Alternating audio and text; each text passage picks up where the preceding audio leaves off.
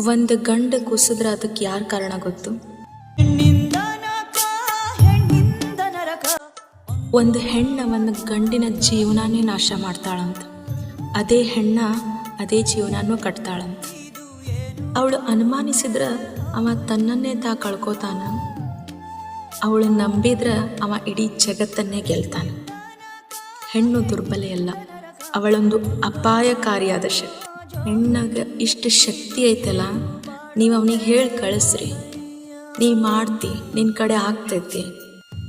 ಲಂಕಾಕ್ಕೂ ಹೋಗ್ತಾನ, ಕೌರವರನ್ನು ಸೋಲ್ತಾನ. ಆದ್ರೆ ಆಸೆ ಮಿತಿಯೊಳಗಿಟ್ಕೊಳ್ಳೋ ಜವಾಬ್ದಾರಿ ನಿಂದು, ಒಂದು ಹೆಣ್ಣಿಂದು.